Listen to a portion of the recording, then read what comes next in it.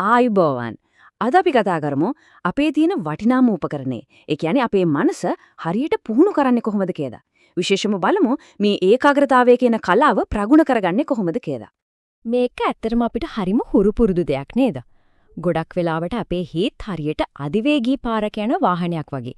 එක සිතුවිල්ලකින් තව එකකට පණිමින් කොච්චර වේගෙන් දුවනවාද කිව්වොත් ඇත්තටම අවට තියෙන දේවල් කියන්නේ යථාර්ථය හරියට දකින්න වෙලාවක් ලැබෙන්නෙම නෑ.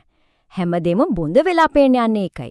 ඉතින් මේ හැමතිස්සෙම දුවන විසිරෙන මනසට මොකක්ද අපි කරන්නේ? ඒකට විසඳුම තියෙන්නේ මානසික පුහුණුවේ දෙවෙනි අදියරේ. ඒ තමයි සිත පිරිසිදු කිරීමේ ක්‍රියාවලිය. මේකට අපි විධිමත්ව කියනවා චිත්ත විසුද්ධිය කියලා. සරලවම කිව්වොත් සිත පිරිසිදු කර ගැනීම. මෙතනදී ඇත්තටම වෙන්න ඕනේ දේ තමයි අර අනවශ්‍ය බාධක වලින් හිත විසිරෙන දේවල් වලින් නිදහස් වෙලා මානසික පැහැදිලිතාවයකට එන එක. ඒක ස්ථිරදම නැතත් తాවකාලිකව හරි ඒ තත්වයට එන එක තමයි ඉලක්කය.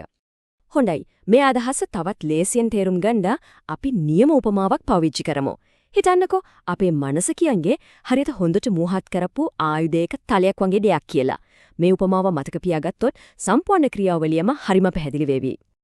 හරි. එහෙනම් අපේ මනස තලයක් නම් ඒ තලය පිරිසිදුව තියුණුව තියාගන්න නම් ඒක මෝහත් කරන්නම වෙනන. ඉතින් මේකට අපි පාවිච්චි කරන මෝහත් ගල තමයි ඒකාග්‍රතාවය.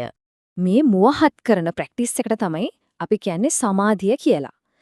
සමාධිය කියන්නේ අපේ මනස කියන තලය හොඳට මෝහත් කරලා යථාර්ථයේ මායාවන් පවා කපාගෙන යන්න පුළුවන් තරම් ශක්තිමත් සහ තියුණු කරන ක්‍රියාවලියක්.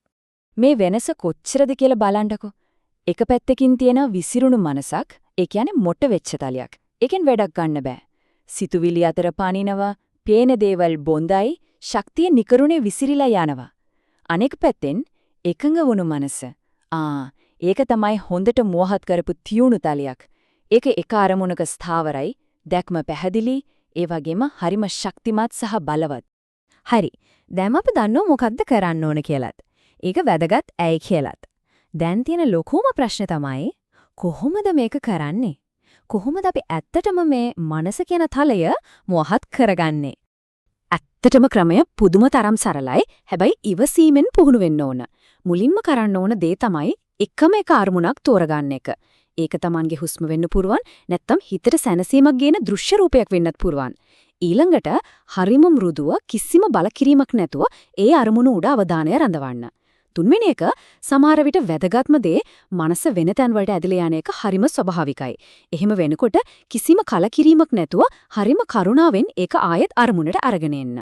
ඉතින් මේ විදිහට මහන්සි වෙලා මනස මුවහත් කරගන්න එකේ අන්තිම අරමුණ මොකද්ද? මේක නිකන් මෙන්ටල් එක්සර්සයිස් එකක් නම් නෙවෙයි. නෑ. මේක ඊට වඩා ගොඩක් ගැඹුරු දෙයක්. ඒ තමයි ගැඹුරු අවබෝධයක්, එහෙම නැත්නම් ප්‍රඥාවක් ලබා ගන්න අපේ මනස නැමැති උපකරණය සූදානම් කිරීම. මේ කියමනෙන් මේක කොච්චර ලස්සනට පැහැදිලි කරනවද බලන්න. තද දෙයක් කපන්න කලින් ආයුධය මුවහත් කරන්නම ඕන. ඒ වගේ තමයි විසිරුණු නොසන්සුන් මනසකින් කවදාවත් ඇත්ත විනිවිද දකින්න බෑ.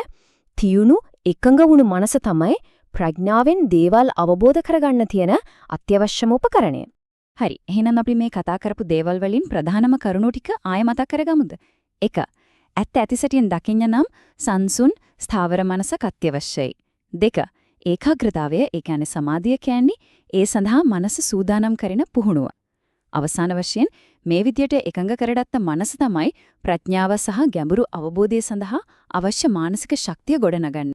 අවසාන වශයෙන් මේ ප්‍රශ්නේ ගැන පොඩ්ඩක් හිතන්න. අපේ මනස ඇත්තටම උපකරණයක්. ඉතින් ඒ උපකරණය දැනට මොන වගේ දෙයක් ගොඩනගන්න තරම් තීනුද? ඒකෙන් ඇත්තටම විනිවිද දකින්න පුළුවන් මොනවද?